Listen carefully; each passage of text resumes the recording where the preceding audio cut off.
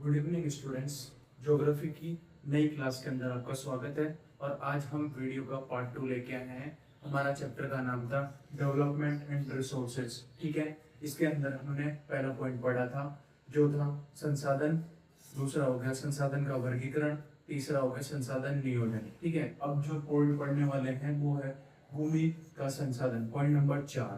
ठीक है, उसके बाद में भूमि संरक्षण, फिर मृदा, ठीक है, फिर हो गया सातों पॉइंट हो गया मृदा अपरदन। ठीक है, तो ऐसे धीरे धीरे धीरे करके पहले हमने पहले पार्ट के अंदर 3 पॉइंट कर लिए। ठीक है, अब सेकंड पार्ट के अंदर हम 4 पॉइंट बाकी है पहले चैप्टर के, और चैप्टर को आज 4 पॉइंट के साथ साथ पूरा वीडियो कंप्लीट कर देंगे। ठीक है, हाँ, तो अब हम पॉइंट नंबर 4 में बात करेंगे, वो है भूमि संसाधन। ठीक है, मतलब कि भूमि का मतलब ये कि जो हमारी पृथ्वी के ऊपर का जो स्थल है, ऊपरी सतह, उसके ऊपर की बात हो रही है कि वहां पे हम क्या क्या लगा सकते हैं। सॉरी। ठीक है, तो उसमें ये देखा जाता है कि भाई भूमि जो पृथ्वी की ऊपरी सतह है उसके अंदर आप क्या क्या करते हो क्या नहीं करते, वो सारी चीजें हम डिटेल से बात करते हैं। ठीक है, तो उपयोग मतलब यूजफुल, मतलब कि ऑल ओवर वर्ल्ड के अंदर बात करते हैं तो कृषि, खेती के लिए भी यूज किया जा सकता है बहुत अच्छे से। उद्योग, फैक्ट्रियाँ, इंडस्ट्री, मतलब फैक्ट्री और इंडस्ट्रियल एरिया एक ही हो जाता है, पर वो कि वहाँ पे जैसे लोहा लकड़ी हो गया, फर्नीचर वगैरह हो गया, या कपड़े हो गए, जो कुछ भी है जो इसमें भी आराम से यूज कर सकते हैं। जो भी भूमि का उपयोग, सड़कें बनाने के लिए बड़े बड़े जो रास्ते बनाए जाते हैं उसके अंदर भी आराम से यूज कर सकते हैं, क्योंकि बड़े बड़े रास्ते आसानी से जा सकते हैं, सड़कें बनाओ उसमें अच्छे से काम आ सकती है। भूमि का उपयोग हम वन, मतलब बड़े बड़े जंगल, जैसे अमेजन के जंगल हो गए, भारत में भी बहुत सारे जंगल है, उस हिसाब से हम काम ले सकते हैं। और एक जो मनुष्य के लिए जरूरी होता है घर, ठीक है, जो रहने के लिए एक छत होती है, वो उसके लिए भी बहुत ज्यादा यूजफुल होती है भूमि। ठीक है, और नॉर्मली हम इन चीजों के अंदर बात करते हुए हम आगे बढ़ते हैं, तो आगे बढ़ते बढ़ते हम ये चीज देखते हैं कि भारत में उपयोग भूमि संसाधन, मतलब भारत के अंदर किस चीज के लिए, मतलब ये उपयोग बताया था मैं, तो उपयोग बताया था all over India, all over world के अंदर, सॉरी, है ना। बट अब मैंने पर्टिकुलर नाम दे दिया यहाँ पे कि इंडिया, मतलब भारत, तो इसके अंदर भूमि संसाधन, तो इसके अंदर हम बात करते हैं तो भारत के अंदर जो जमीन है, भूमि है, उसको हम किस तरीके से यूज करते हैं, वो चीजें हम मैंने पॉइंट आउट करी है यहाँ पे, ज्यादा नहीं, ओनली फॉर 3 पॉइंट लिखे हैं, उसमें आप इजीली समझ जाओगे। ठीक है, तो उसमें देखा कि कृषि, मतलब खेती के लिए हमारे भारत देश के अंदर भूमि को ज्यादा से ज्यादा यूज किया जाता है। ठीक है, जबकि आई थिंक मेरे को ऐसा लगता है कि 14,000 हेक्टेयर जमीन है, करोड़ हेक्टेयर जमीन है, उसको हम उसमें से 40 से 45% है ना, हम कृषि के अंदर ही यूज करते हैं। ठीक है, और दूसरी बात ये कि बंजर भूमि, बंजर भूमि के अंदर, मतलब बंजर भूमि वो हो जाती है जिसके अंदर खेती नहीं की जा सकती, मतलब खेती यूज में, खेती के लिए यूजफुल भी होता है और नहीं भी होता। ये कुछ टाइम के लिए नहीं होता, बहुत सालों के बाद में आप वापस से आके बंजर भूमि पे खेती करते हो तो हाँ, नॉर्मली वो चीज वापस से हो जाती है, बट कुछ टाइम के लिए वो चीज बंजर ही रहती है, यहाँ पे आप खेती नहीं कर सकते। ठीक है, उसके बाद में चारागाह, मतलब भूमि, भारत के अंदर आप चारागाह, मतलब कि जानवर वगैरह होते हैं, उसमें आप जानवरों को आप चारा वगैरह, मतलब जो चराने के लिए जाते हैं ना, कि नॉर्मली लोग जाते हैं गाँव के लोग, वो उसमें आ जाता है चारा गाँव के अंदर। ठीक है, तो ठीक है, अब इसके बाद में हम अब 5वें पॉइंट के ऊपर जाएंगे, तो ज़्यादा इंतजार नहीं करते हुए आप पहले इसको पोज करो। ठीक है, पहले आप इसको लिखो, फिर उसके बाद हम 5वें पॉइंट पे जाते हैं। तो अब हम 5वें पॉइंट पे बात करेंगे। पहले चौथे पॉइंट पे बात कर रहे थे, चौथे पॉइंट पे बात हो चुकी है। उसके बाद में हम अब बढ़ेंगे भूमि संरक्षण पर। ठीक है, तो भूमि संरक्षण क्या होता है, इसकी पहले हमें डेफिनेशन पे बात करनी पड़ेगी। डेफिनेशन पे बात करने के बाद में फिर मैं कारण पे बात करूंगा, फिर उसके बाद में हम करेंगे उपाय पे बात। ठीक है, लाभ और हानि जिससे कि बात चलती है वैसे। तो इसमें हम नॉर्मली देखते हैं, तो नॉर्मली देखने के बाद ये पता लगता है, जब जमीन, खेती, मतलब जो भूमि की बात हो रही है, भूमि संरक्षण, तो ठीक है, भूमि मतलब संरक्षण मतलब बचाओ। ठीक है, तो जब भूमि, खेती या अन्य कामों के लिए कम किया जाता, मतलब जब जमीन, खेती या अन्य कामों के लिए मतलब कम कम उपयोगी हो जाती है, ठीक है। तो उसके अंदर देखा जाता है कि कारण, पहले एक बार दोबारा से बता देता हूँ, थोड़ी सी कंफ्यूजन से चल रही है, ठीक है। जब जमीन खेती या अन्य कामों के लिए कम उपयोगी हो जाती है, उससे क्या बोलते हैं, भूमि संरक्षण, ठीक है। मतलब जमीन खेती या अन्य कामों के लिए, इसके अलावा और कुछ होता है तो उसमें दिक्कत नहीं आती, ठीक है। हम देखते हैं अब कारण पे, ठीक है। कारण पे जाते हैं, औद्योगिक कचरा, मतलब भूमि को बचाने के लिए हमें क्या क्या करना चाहिए। तो भूमि का कचरा, जो फैक्ट्रियों के अंदर जो कचरा वगैरह होता है, जो हम मतलब कि ये मान लो अपने फैक्ट्री से या घर से बहुत दूर जाके स्टोर करते हैं, तो उसका जो पॉल्यूशन वगैरह होता है, और उससे बहुत सारी चीज़ों के अंदर दिक्कत आती है, ठीक है। पॉल्यूशन वगैरह, और उसमें जो औद्योगिक कचरा, मतलब जो वहाँ के कचरे वगैरह होते हैं, उससे भी बहुत सारी दिक्कतें देखने को मिलती है। खनन, खनन मतलब माइनिंग वगैरह, जो हम खुदाई वगैरह करते हैं, जिसमें लोहा, चांदी, तांबा, एल्यूमिनियम वगैरह जो कुछ निकालते हैं, खनन, खनिज, मतलब माइनिंग वगैरह करना का होता है, वो चीज़ होती है। वनों की कटाई, तो मतलब ये कारण है, इनकी वजह से भूमि संरक्षण में दिक्कत आती है, ठीक है। वनों की कटाई, वनों को की कटाई करेंगे, जैसे जंगल हो गए, आज ये मान लो जंगल के अंदर नॉर्मली हम चीजों को देखते जाते हैं, तो नॉर्मली हम वनों की कटाई हो गई तो वनों को काटेंगे, तो वनों को काटते हैं तो जैसे जैसे पेड़ की जड़ें होती हैं, तो उसको पेड़ को ऐसे उखाड़ देंगे, तो फिर मिट्टी को रोकने की जगह नहीं मिलेगी, तो वहां से मिट्टी ऑटोमेटिकली वहां से बाहर हो जाएगी, तो ठीक है। और जैसे धीरे धीरे ऐसे मतलब मिट्टी दूर हो जाएगी, तो वनों की कटाई होते ही भूमि संरक्षण, मतलब भूमि का भी बचाव नहीं किया जा सकता, क्योंकि मिट्टी वहां से दूर हो जाएगी, तो वन भी नहीं रह पाएंगे, ठीक है। वैसे ही अब ये कारण हो गए, इनकी वजह से प्रॉब्लम आती है भूमि संरक्षण के अंदर, मतलब भूमि के बचाव। अब जैसे हम इसके अंदर उपाय वगैरह के अंदर देखते हैं, तो उपाय के अंदर हम जाते हैं, तो वृक्षारोपण, मतलब कि ज्यादा से ज्यादा, जैसे कि यहाँ बोला जाता है कि वनों की कटाई, तो मतलब काटने को कम करो और लगाओ ज्यादा, है ना। तो वृक्षारोपण, पेड़ लगाना चाहिए, जिससे मिट्टी का बचाव होता है, ठीक है। हमें एनवायरनमेंट अच्छा मिलता है, हवा अच्छी मिलती है, सांस लेने में दिक्कत नहीं आती है, ठीक है। और भी बहुत सारी चीजें होती है, ठीक है। पर हम ज्यादा डिटेल्स में नहीं जा रहे हैं, क्योंकि हम 2-3 पॉइंट पे बात करते हैं, उसमें आराम से समझ जाते हैं, ठीक है। तो वृक्षारोपण हो गया, ठीक है। उसके बाद में होगा नियंत्रित चराई। नियंत्रित चराई मतलब कि हो गया कि जैसे कि अभी मान लो कि भेड़ बकरी चराने वाले, गाय भैंस चराने वाले, जो भी नॉर्मली लोग होते हैं, तो वो क्या करते हैं कि जैसे मान लो कि आज जा रहे हैं, एक दिन जा रहे हैं, तो एक दिन जाने के बाद में वो वहां जाके चराई, मतलब जो भैंस वगैरह हो गया, गाय वगैरह हो गया, बकरियां वगैरह कुछ भी मान लो, तो वो जाके वहाँ पे चराई चरते हैं, तो ठीक है। और फिर दूसरे दिन वही जाएंगे, तो उस जो मतलब वहाँ पे पेड़ पौधे उग रहे हैं या घास उग रही है, तो उसको उगने में बहुत दिक्कत आएगी। तो वो क्या करता है कि नियंत्रित करना, मतलब आज यहाँ पे कर लिए, आज यहाँ खा लिए, तो वो दूसरी जगह जाके चराते हैं। तो चराने से क्या होगा कि उसको मतलब पीछे वाले जहाँ पहले जाके खाए थे, तो वहां जाने के बाद में उसको उगने में ज्यादा समय नहीं लगता, वो इजीली आराम से उग जाती है। आप एक जगह जाके खिलाओगे जानवरों को, तो वो उगेगा तो नहीं, पर उसकी जड़ें भी बाहर निकल के आपके पास आ जाएगी, ठीक है। उसके बाद में खनन क्षेत्रों का सुधार, खनन क्षेत्रों को सुधार की इसका मतलब ये बताया गया कि उपाय के अंदर, भूमि संरक्षण के अंदर, कि खनन, जैसे अभी मान लो आप खेती नहीं, जब आप जैसे माइनिंग वगैरह आप समझते हो ना, जैसे खनिज वगैरह निकालना होता है, तो ठीक है। जैसे अभी मान लो आप पहाड़ों के अंदर जाके माइनिंग वगैरह करते हो, तो वहां जाके आप गड्ढे खोदते हो, उसमें आप जो भी मैंने बताया था अभी, लोहा, एल्यूमिनियम, ठीक है, जो कुछ भी मतलब जो कुछ भी इसमें आता है, सोना चांदी वगैरह जो कुछ भी निकलता है वो चीजें, तो जब वहाँ पे हम गड्ढा खोद देते हैं, तो गड्ढा खोदने के बाद में क्या क्या चीजें फेस करनी पड़ सकती है अपने को, ठीक है। एक तो गड्ढा हो जाता है, ठीक है, तो वहाँ पे मतलब कि ऐसी जगह है कि वो खनन क्षेत्रों का सुधार, तो पहली बात तो ये दिक्कत है कि हम वहाँ पे गड्ढा कर दिए, तो वो यूजफुल नहीं है, तो हम वहाँ पे खेती नहीं कर सकते, तो पहला पॉइंट तो ये कि वो बंजर हो गया, ठीक है। तो दूसरी बात ये कि वहाँ पे हम मतलब कुछ लगा भी नहीं सकते, तो वहां से क्या करेगा, वो पानी भर जाएगा, तो उससे मतलब खाली पड़ा रहेगा, तो उससे जो गैसेस वगैरह आएगी, उससे एनवायरनमेंट को बहुत सारी दिक्कत फेस करनी पड़ सकती है, ठीक है। तो उसमें ये चीजें होती है, तो उसको हमने क्या करना है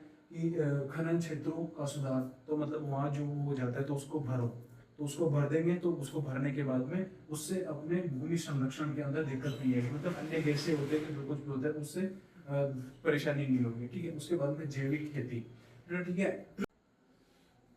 तो हमने 3 और 4 5 पॉइंट तक पढ़ लिया है।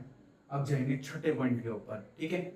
छठा पॉइंट क्या है? मृदा, सॉइल, ठीक है। पृथ्वी की ऊपरी सतह जिसमें पौधे उगाए जाते हैं, मतलब लगाए जाते हैं। पृथ्वी की ऊपरी सतह, ये पृथ्वी है, इसकी ऊपरी सतह पर जो पौधे लगाए जाते हैं, पृथ्वी की ऊपरी सतह पर, मतलब सतह या परत, ठीक है, परत पर लगाए जाते हैं। क्या इधर ये हो गई, ये पृथ्वी है, इसकी ये परत हो गई, ऊपरी परत, इसके ऊपर लगाए जाते हैं पौधे, ठीक है। तो क्या हो गया? पृथ्वी की ऊपरी परत पर पौधे लगाए जाते हैं, उगाए जाते हैं, उसे क्या बोलते हैं? मृदा। मृदा के पॉइंट क्या हो गए? 5। कौन कौन से? जलोढ़, काली मिट्टी, लाल और पीली मिट्टी, लेटेराइट मृदा और मृस्थलीय मृदा। मतलब कि मृदा के 5 प्रकार होते हैं, ठीक है। मैंने बुक्स वगैरह के अंदर देखे थे, तो बुक्स के अंदर मेरे को 5 पॉइंट मिले, ठीक है। तो चलो आप इनको जल्दी से नोट कर लो, फिर हम नॉर्मली धीरे धीरे से मृदा, काली मिट्टी मृदा, काली मृदा, लाल पीली और लेटेराइट मृदा और मृस्थलीय मृदा, इस पे थोड़ा डिटेल से बात करते हैं और अच्छे से बात करते हैं। आ जाओ। 3। तो अब हम पॉइंट नंबर 6 का पहला पॉइंट, कौन सा? जलोढ़, ठीक है। जलोढ़ मिट्टी, जो डेफिनेशन नहीं बता रहा मैं, ओनली फॉर ये बता रहा हूँ कि इसके अंदर क्या क्या चीज इंपॉर्टेंट है वो लिखी है, ठीक है। हिमालय, मतलब उत्तरी क्षेत्र के, मतलब नॉर्मली हम ये भी देख सकते हैं जलोढ़ मिट्टी कहाँ से मिलती है, उत्तरी क्षेत्र से आती है और मिलती है, वहीं मिलती है, ठीक है। तो हम ये देखते हैं हिमालय के 3 महत्वपूर्ण नदी तंत्र, हिमालय से जो निकलती है, कौन कौन सी निकलती है? सिंधु नदी, गंगा, ब्रह्मपुत्र, ये उत्तरी छोर में आती है, मतलब ऊपर के साइड आती है, ठीक है। तो मतलब हिमालय की 3 महत्वपूर्ण नदी तंत्र, सिंधु, गंगा, ब्रह्मपुत्र द्वारा लाई गई मिट्टी, मतलब ये तीनों, ये मिट्टी लाती है जलोढ़ मिट्टी, ठीक है। इसके अंदर ये चीज हो जाती है, मतलब उत्तरी दिशा के अंदर, उत्तरी साइड के अंदर बताया जाता है कि यहाँ जलोढ़ मिट्टी उधर मिलती है, ठीक है।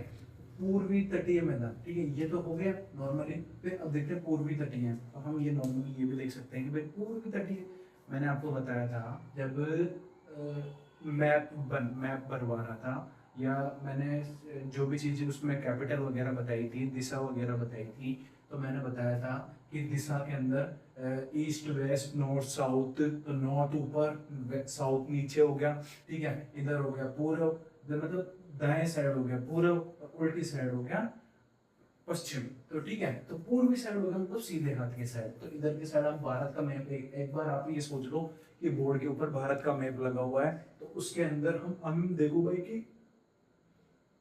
कि पूर्वी साइड कौन सी है, तो उसके अंदर हम ये देख सकते हैं। इमेजिन करो आपको कोई भी पूछ लिया जाए कि असम कौन सी साइड आता है, ठीक है। आपको पूछ लिया जाए कि उड़ीसा कौन सी साइड आता है, आपको पूछ लिया जाए कि मेघालय कौन सी साइड आ जाता है, तो आपको माइंड में क्लियर होना चाहिए भाई कि पूर्व की साइड आता है, तो ठीक है। तो ये होंगे ओनली फॉर ए पूर्वी, मैंने पूर्वी चीज इसलिए बताई है क्योंकि ये आपको है ना बुक के अंदर मिल जाएगा, बुक के अंदर ये डिटेल्स जाएगा। ये पूर्वी मतलब जो छोटी नदियां होती है ना, जो मतलब कि अपने उड़ीसा, छत्तीसगढ़ और आंध्र प्रदेश, तमिलनाडु, इनसे होती हुई, मतलब पूर्वी तट से उधर से की उधर ही और अपने बंगाल की खाड़ी में गिर जाती है, तो ठीक है। ये वो नदी है, तो महानदी, गोदावरी, कृष्णा, कावेरी, ठीक है। नदियों के डेल्टा भी जलोढ़ मृदा से बने हैं, मतलब कि जो महानदी है, ये महानदी और गोदावरी, ये अपने जैसे ओडिशा के अंदर पाई होती है, ठीक है। तो कृष्णा, कावेरी, तो ये थोड़ा सा नीचे आ जाते हैं, तो हम नॉर्मली हम ये मान सकते हैं कि, आई थिंक मेरे को कंफर्म नहीं है, बट फिर भी नॉर्मली हम मान सकते हैं कि कृष्णा और कावेरी ये मतलब तमिलनाडु या आंध्र प्रदेश के अंदर मिल जाती है ना। ये चीजें दोनों हुई, ठीक है। उस हिसाब से जब डेल्टा का मतलब आप समझ रहे हो, डेल्टा मतलब कि जैसे नदी है, तो नदी का यहाँ से जाके, ये नदी है और ये समुद्र हो गया, ठीक है। ये यहाँ से जाके यहाँ पे आई, तो यहाँ पे आने के बाद में जब समुद्र में मिलेंगी, मतलब नदी यहाँ से यहाँ समुद्र में मिलने वाली है, तो यहाँ पे बनाती है डेल्टा, मतलब त्रिकोण रूप में, जहाँ पे ये मिट्टी निकल के जलोढ़ मिट्टी, ठीक है, ये वहां पे बना, ये भी वहां पे बनती है, ठीक है। नॉर्मली इतनी बात हो गई, तो हम बढ़ते हैं जलोढ़ मृदा के 2 प्रकार होते हैं। कौन सी? जलोढ़ मृदा, मतलब मिट्टी होगी, ये हमने देख लिया भाई कि कहाँ से बन के आती है, उत्तरी छोर में देखी जाती है, ठीक है। दूसरे पूर्वी तटीय क्षेत्र हो गया, कहाँ कहाँ दिखती है, महानदी, गोदावरी, कृष्णा, कावेरी, और से नदी मतलब कावेरी नदियों के डेल्टा भी जलोढ़ मृदा से बने हैं, ठीक है। नॉर्मली ये होगा। अब उसके बाद में हम देखते हैं कि जलोढ़ मृदा ये दो प्रकार होते हैं, कौन से, बांगर और खादर, ठीक है। मैंने दोनों लिख दिए, दोनों नाम लिखे मैंने, मतलब बांगर और खादर, ठीक है। बांगर और खादर मतलब बांगर मतलब पुराना जलोढ़, ठीक है, और खादर मतलब नया जलोढ़, ठीक है। तो मतलब पुराना जलोढ़ मतलब पुराना जलोढ़ हो गया बांगर, इसमें मोटे कंकर पाए जाते हैं, ठीक है। कंकर ग्रंथियों की मात्रा ज्यादा होती है, मतलब कंकर मतलब ये मानते हैं कि हाँ जो मतलब कि नॉर्मली ये देखा जाता है भाई कि जो कंकर होते हैं ना उससे बड़े वाले कंकर होते हैं, और वो इसमें काफी मात्रा के अंदर पाए जाते हैं, ठीक है। ठीक है। और खादर हो गया महीन, महीन का मतलब होता है बिल्कुल छोटे कण, ये हो गया ग्रंथियों की मात्रा अधिक पाई जाती है, मतलब मात्रा ज्यादा है, ठीक है। ऊपर महीन, खादर का हो गया महीन कण, महीन कण का मतलब होता है बिल्कुल बारीक कण होता है, बिल्कुल बारीक कण, जैसे रेतीली, मतलब महीन मतलब बिल्कुल हल्का कण होता है, जो इसकी तुलना के अंदर मतलब बांगर की तुलना के अंदर खादर के कण जो बहुत कमजोर और बिल्कुल बारीक होते हैं, ठीक है। तो महीन कण के अंदर हम ये देख सकते हैं, ठीक है। तो हम इतनी बात करने के बाद में हम सीधा जाते हैं अब फसल के ऊपर, ठीक है। तो मतलब जलोढ़ मिट्टी के अंदर कौन कौन सी फसल उगाई जा सकती है, ठीक है। तो वो फसल हो गई अपनी गन्ना, ठीक है, गन्ना हो गया, ठीक है, चावल हो गया और गेहूं हो गया, ठीक है।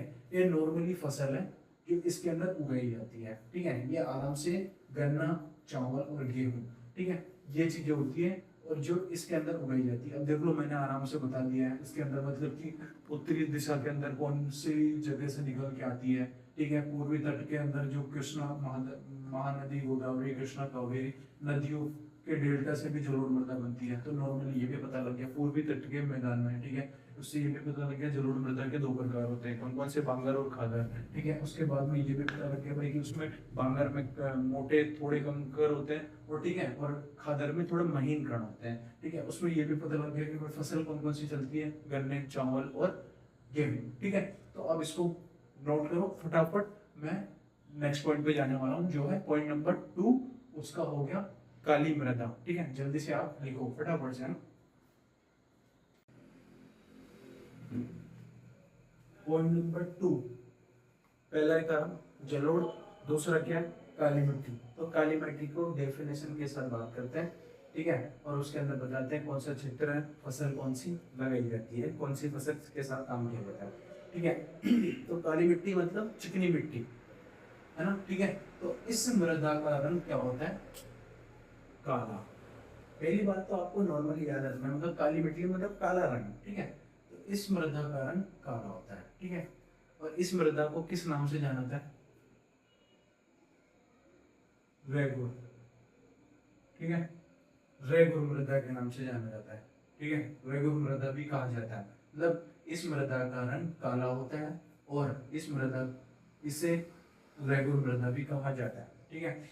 इस मृदा में कपास की खेती की जाती है ना, तो कपास की खेती की जाती है, ठीक है। इसमें नॉर्मली बताया गया है कि काली मिट्टी हो गई जो काले काले रंग होता है, दूसरा ये हो गया कि इसे रेगुर मृदा के नाम से भी जाना जाता है, ठीक है। और इसमें कौन सी खेती की जाती है, कपास की खेती की जाती है। तो नॉर्मली इसमें कोई ज्यादा सोचने विचार करने की जरूरत नहीं है, बस नॉर्मली इतनी बात करनी थी ये। और इसमें हम ये देखते हैं काली मिट्टी ज्यादातर कौन कौन सी जगह पाई जाती है, महाराष्ट्र, मुंबई, ठीक है, सौराष्ट्र जो कहाँ पे, गुजरात के अंदर, गुजरात के अंदर पाई जाती है, मालवा जो मध्य प्रदेश के अंदर भी पाई जाती है, ठीक है, और छत्तीसगढ़, ठीक है, तो छत्तीसगढ़ के अंदर भी पाई जाती है। और ये हो गई नॉर्मली। अब इसके अंदर आप देखते हैं फसल, तो फसल कौन सी होगी, कपास। तो कपास इसलिए क्योंकि जो हमारी जो काली मिट्टी है वो चिकनी, ये है कि इसको जितना भी पानी पिलाओ ये पीती जाती है, इसमें मतलब दिक्कत वाली बात नहीं है। इसमें इतनी नमी होती है कि आराम से इसमें कपास की खेती बहुत अच्छे से की जा सकती है, मतलब और फसल के लिए अच्छा नहीं होता,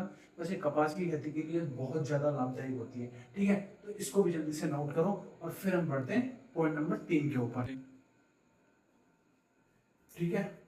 चलो अब पॉइंट नंबर 3 के ऊपर बात करते हैं, कौन सी, लाल मिट्टी और पीली मिट्टी जो है कहाँ पाई जाती है? दक्कन के पठार। दक्कन का पठार सुना हुआ है?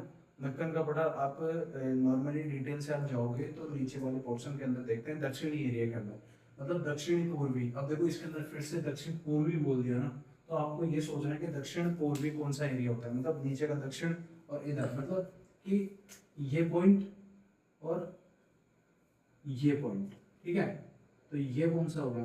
जैसे ये हो गया, ठीक है, ये पोर्शन है, ठीक है। तो ये पोर्शन हो गया नॉर्थ साउथ ईस्ट वेस्ट, मतलब कि पूर्व पश्चिम उत्तर दक्षिण, ठीक है, ये हो गया। तो ये इधर वाला हो गया दक्षिण पश्चिम, तो इधर से ये नीचे का पॉइंट से इससे नोट करो, इससे ये वाला नोट करो, तो इससे देखो दक्षिण पूर्व, तो ठीक है, ये वाली बात हो गई।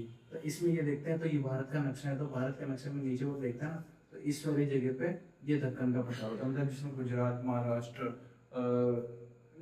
गुजरात का तो कम पोर्शन आता है, पर महाराष्ट्र हो गया, गोवा हो गया, और इधर से क्या नाम है अपने तमिलनाडु, तेलंगाना, केरल और आंध्र प्रदेश, ठीक है, ओडिशा वगैरह, जो कुछ भी देश वगैरह आते हैं तो उस हिसाब से उसके अंदर चलता है, ठीक है। तो दक्कन का पठार वो होता है, ठीक है, उसमें ये पाए जाते हैं लाल मिट्टी, लाल और पीली मिट्टी दोनों पाई जाती है, मतलब दक्षिण पूर्वी दक्कन के पठार के रवेदार चट्टानों पर कम वर्षा वाले भागों में विकसित हुई है, मतलब कि जहाँ कम वर्षा होती है ना रवेदार चट्टानों पर, मतलब जो दक्षिण पूर्वी दक्कन के पठार है वहाँ पे रवेदार चट्टान, मतलब रवेदार चट्टान है, वहाँ पे कम वर्षा वाले भाग, मतलब इसके अंदर भी रवेदार चट्टान है, वहाँ पर कम वर्षा वाले भागों में विकसित हुई है। कौन सी? लाल और पीली मिट्टी।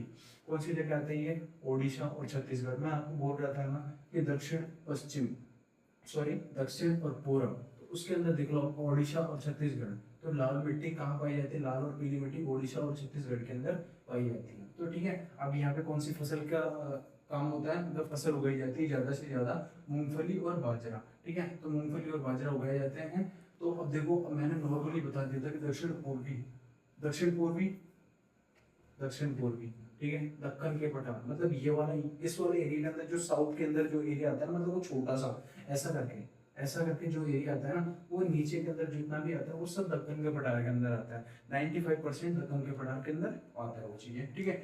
और ये चीज हो गई रवेदार चट्टानों पर कम वर्षा वाले भागों में विकसित हुई है। तो क्षेत्र बता दिए, ओडिशा और छत्तीसगढ़, फसल कौन सी? मूंगफली और बाजरा, ठीक है। तो हमने 3 पॉइंट बात कर लिए, कौन कौन से?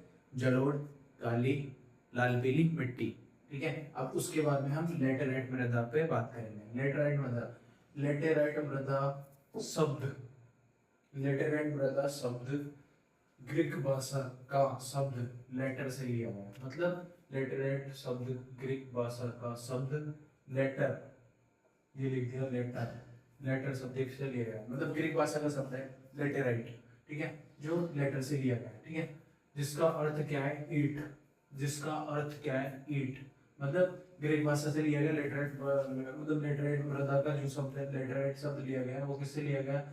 लेटर से लिया गया है, ठीक है। ग्रीक भाषा के शब्द जो है लेटर, उससे लिया गया है, ठीक है। जिसका अर्थ क्या है? ईट, जिसका अर्थ क्या है? ईट, जिसका अर्थ क्या है? ईट, ठीक है।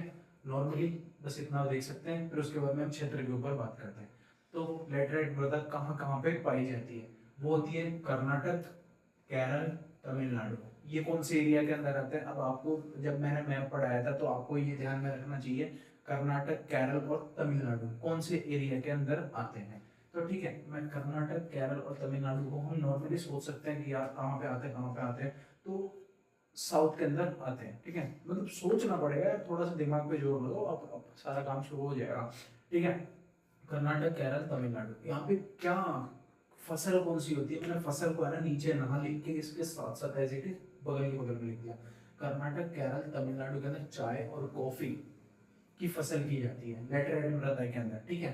उसके बाद में तमिलनाडु, आंध्र प्रदेश और केरल, इसमें काजू की फसल के लिए महत्वपूर्ण है, मतलब तमिलनाडु, आंध्र प्रदेश और केरल के अंदर है लेटेराइट मृदा, ठीक है। उसके अंदर काजू की फसल महत्वपूर्ण है, मतलब काजू की फसल उपयुक्त है, आराम से लगा सकते हैं, काजू आराम से हो जाती है, ठीक है।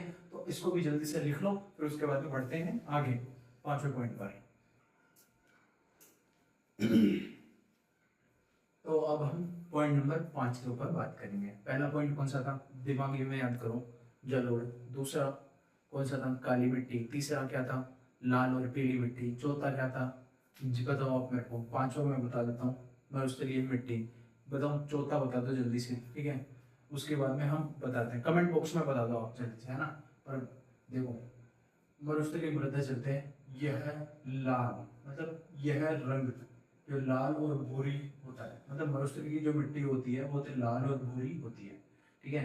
दिखाई देती है और होती है वही है, ठीक है, लाल और भूरी होती है, ठीक है। यह मृदा आमतौर पर रेतीली, मतलब जो राजस्थान की जो मिट्टी है ना वो रेतीली है ना, और लवणीय है, नमकीन, ठीक है। रेतीली और लवणीय होती है। कुछ क्षेत्रों में नमक की मात्रा इतनी होती है, इतनी अधिक होती है कि झीलों के जल को वाष्पीकृत, वाष्पीकृत का मतलब समझते हो, मतलब झीलों का पानी है, मतलब भाप बन के ऊपर उड़ाओ और उसमें खाने का नमक बनाया जाता है, ठीक है। वाष्पीकृत करके खाने का नमक बनाया जाता है। जैसे क्षेत्र कौन सा है, राजस्थान। इस क्षेत्र के अंदर मरुस्थलीय मृदा पाई जाती है। फसल कौन सी होती है, बाजरा और ज्वार, ठीक है। तो मैंने 5 पॉइंट बता दिए हैं आज का, मतलब जो छठा पॉइंट था, छठे पॉइंट के अंदर जो 5 पॉइंट थे, मैंने 5 पॉइंट आराम से बता दिए हैं। आप इस वीडियो को पॉज करो, देखो अच्छे से समझो, फटाफट से 7 पॉइंट पे जाते हैं। हाँ तो आओ, चैप्टर नंबर 1 के पार्ट 2 के अंदर हम आज का लास्ट पॉइंट है मृदा अपरदन, ठीक है, उसके ऊपर बात करेंगे। फिर उसके बाद में हम वीडियो को खत्म कर देंगे, ठीक है। तो अब आ जाओ जल्दी से बात करते हैं। मृदा अपरदन मतलब हवा और पानी के द्वारा मिट्टी का, हवा और पानी के द्वारा मिट्टी का क्या करना, बह जाना। मतलब हवा चलेगी तब भी मिट्टी बह जाती है, पानी आएगा बारिश का हो या कोई सा भी पानी हो तो बह जाता है, ठीक है। तो बह जाना वो होता है मृदा का अपरदन, ठीक है। तो कारण क्या है इसका, मतलब कि ऐसे ऐसे कारणों की वजह से मृदा का अपरदन हो जाता है। वनों की कटाई, मैंने बताया था अभी थोड़ी देर पहले, वन कट जाते हैं तो पेड़ जमीन में से उखड़ेगा तो उसको, मिट्टी को रोकने की कोई जगह नहीं मिल पाएगी, तो वो पानी के साथ या हवा के साथ बह जाता है, ठीक है। तेज वर्षा आएगी, बारिश होगी, तेज होगी तो उसमें बह जाता है। तेज हवा चलेगी, अभी मैंने बोला कि हमारे राजस्थान के अंदर रेतीली और लवणीय दोनों मिट्टी पाई जाती है। तो रेतीली मतलब इतनी सॉफ्ट और महीन कण, बिल्कुल बारीक कण, ठीक है, तो वो तेज हवा के अंदर बह जाती है, ठीक है। तो मृदा संरक्षण के उपाय, मतलब मृदा को बचाने के उपाय, मृदा को मतलब मिट्टी को हम किस तरीके से बचा सकते हैं, तो ठीक है, वृक्षारोपण और सीढ़ीदार खेती। मतलब सीढ़ीदार खेती मतलब समझ रहे हो, एक पहाड़ हो गया, पहाड़ जैसे ही मान लो, अभी नॉर्मली आप माइंड में इमेजिन करो, सोचो कि पहाड़ है, ठीक है, एक पहाड़ बना हुआ है ऐसा, ठीक है, पहाड़ बना हुआ है, उसमें सीढ़ी नुमा हुआ है, मतलब कि या तो ऊपर से या नीचे से, ठीक है, ऐसे ऊपर से खेती करो या नीचे से खेती करो। तो सीढ़ी नुमा द्वारा खेती करेंगे तो उससे क्या है ना, मिट्टी संरक्षण, मतलब बारिश आएगी तो बारिश से उसकी मिट्टी बहकर नहीं जाएगी, ठीक है, आराम से खेती हो जाएगी।